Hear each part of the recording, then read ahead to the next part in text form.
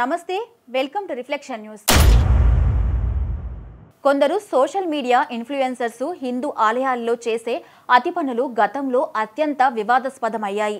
తాజాగా వారణాసి ఆలయంలో ఓ మహిళ తన పుట్టినరోజు నాడు కేక్ను కట్ చేయడంపై భక్తులు తీవ్ర విమర్శలు గుప్పించారు. ఆమె కేక్ కట్ చేసిన వీడియో సోషల్ మీడియాలో వైరల్గా మారింది.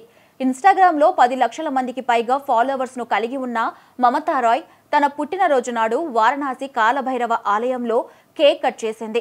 సోషల్ మీడియా ప్లాట్ఫామ్లో షేర్ చేసిన రీల్లో మమతా రాయ్ ఆలయంలోకి ప్రవేశించి గర్భగుడిలో కేక్ కట్ చేసింది. అంతేకాకుండా ఆమె మొదటి కేక్ ముక్కను దేవుడికి సమర్పించింది.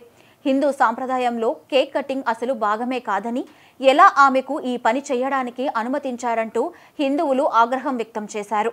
ఆలయ మహంత్ నవీన్ గిరి మాత్రం ఇందులో కొత్తదనం ఏమీ లేదని చెప్పారు. దేవుడికి కేక్ సమర్పించుకుంటున్నట్లు ఆమె మాకు చెప్పింది. ఎంతో మంది ప్రజలు ఇక్కడ ఆలయంలో కేక్ను స్వామివారికి ఇస్తూ ఉంటున్నారు. అలాగే ఆమె కూడా ఇక్కడ కేక్ కట్ చేసిందని ఆయన సమర్థించారు. మమతా రాయ్కి సోషల్ మీడియాలో ఇంత పెద్ద ఫాలోయింగ్ ఉందని ఆలయ అధికారులకు తెలియదని నవీన్ గిరి తెలిపారు.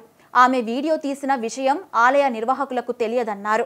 ఈ ఘటన పట్ల వచ్చిన విమర్శల కారణంగా ఆలయ అధికారులు ఇకపై ఆలయం లోపల కేకులు కట్ చేయడం, వాటిని నైవేద్యంగా పెట్టడాన్ని నిషేధిస్తూ ప్రకటన జారీ చేశారు.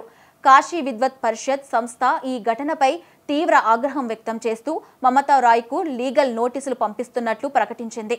కేక్ కటింగ్ అనేది సాంప్రదాయ వైదిక పద్ధతులలో భాగం కాదు.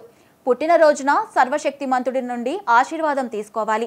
వీడియోలో ఉన్నట్లుగా దేవాలయంలో కొవ్వొత్తులు ఊదడం, కేక్ కట్ చేయడం సరైంది కాదని కాశీ విద్వత్ పరిషత్ ప్రధాన కార్యదర్శి రామ్ నారాయణ్ ద్వివేది తెలిపారు.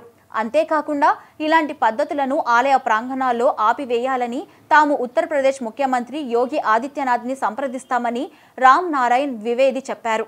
రాష్ట్రంలోని ఆలయాల్లో ఇలాంటి పనులను ఆపివేయాలని కోరుతున్నామన్నారు.